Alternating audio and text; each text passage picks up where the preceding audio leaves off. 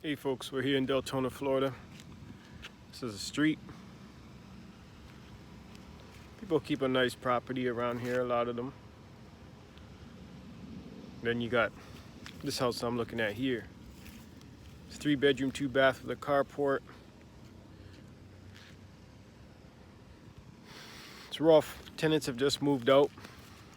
It's listed for sale for $135, which is a very good price, so I hope I get it. You know, it's rough outside. They've got some repairs that they've done. Looks like they had critters, so we'll have to deal with that. I would just personally just yank off this screen door instead of replacing it and clean up the outside, maybe a power wash and a paint. This house is all carpet, so we'll have to rip that off and then put in new flooring. Maybe I'll get lucky and there's terrazzo flooring under there and we can clean it up and just use that, but maybe not. This is a 3 bedroom, 2 bath, like I said. So this is the first bedroom. This is the master. It's a decent size. I believe you could get a king in here.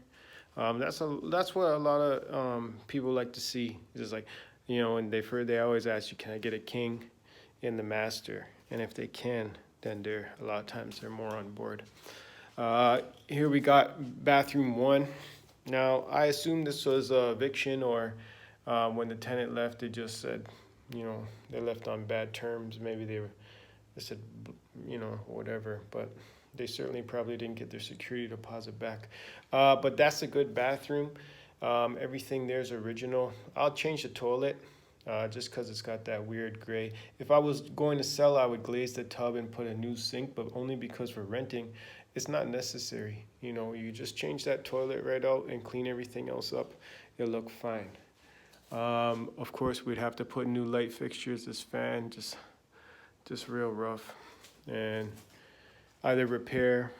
I mean, that door's gonna have to be replaced for sure.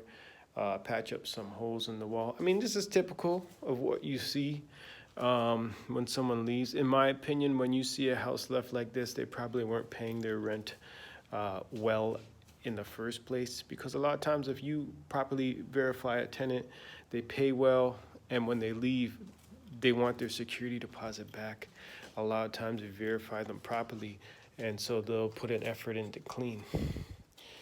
All right, here's bedroom 2. I mean, still a really good sized bedroom for like a second bedroom and kids room. I can hear some scratching. Sounds like in the ceiling. I don't know if you guys can hear that. So I know for sure they got either squirrels or rats. I'm gonna say probably rats. Here's bedroom. Oh, there's no door here. Bedroom 2.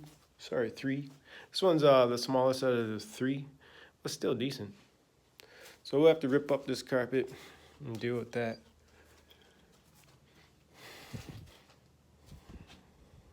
Bathroom, same deal. See, they put a new toilet on there before. It looks a lot better.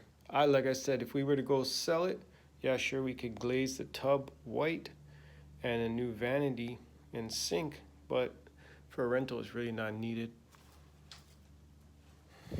Now we got a dining room, which is awesome, you know. The only thing is, yeah, of course, the layout's like old school layout where it's kind of boxed away, and you know, it's not open concept. But in this situation, a lot of times when people are renting, and it's a high demand area like Deltona is, and the prices are affordable, people are not so picky. They're more realistic on what an older home might look like. To me, it looks like they're missing some doors above the stove. Stove is gas. So we'll make the decision. I like to, a lot of times, if we can, get our electrician in here quickly, run a 240 plug behind there, yank the gas stove out, because just gas is a little bit more dangerous, carbon monoxide and stuff. And but that'll depend too on if every other appliance, like the hot water heater, if that's on gas or not as well. It looks like it is because it's venting. You may not be able to see it as well as I can up to the ceiling, so that's probably on gas. I could assume that hole where a dryer vent goes is probably one of the many areas these rats are getting into. So the first thing I think we would do is, if we got this property, would be to set rat traps right away. You know, as you're working, as your contractors are working, it takes a long time to get rats out. You know, it could take you a month or two. So as your contractors are working, first thing you do is help. I want you to set the rat traps. I want you to bait them. I want you to make sure we get these things caught, because by the time they're done, you'll be ready to rent it out. And if you hadn't started catching the rats yet, then you got to wait a whole another month, and it's sitting vacant, and you could have had it rented. Carport's actually a very large carport. You can almost get 2 cars back to back in here. Now, this is how the property's going to come, so you have to keep that in mind when you're buying things. Sheds, whatever, it's full of crap. We'll leave it just cleaned out, leave it out, leave it there. And then you got this yard. You got a trampoline. The yard's slightly confusing because it's fencing in there, but obviously it goes over here. So they have like a fenced in area, and then, which I'm not gonna go there because there's a bunch of spider webs right there, and then this open area. I can see that there's no screen on that back porch. What I would do in this situation is just leave it. I would just put in our lease that, you know, it's as is, and it's more of like an open porch, because screens are a real pain once they rip or blow out, or a tenant comes in and they push on it. Every 5 minutes you're coming by to repair a screen for them. So that's one thing I just tell them: the screened in porch is as is. If they want to add screen, you go to the Home Depot and put $25, then by all means go buy some screen and put it in, but we're not going to come every time the screen rips or blows up. So that's the house. We'll see if we get it. If we do get it, I'll try and post a progress and then after video. Like I said, it's 135, all block home.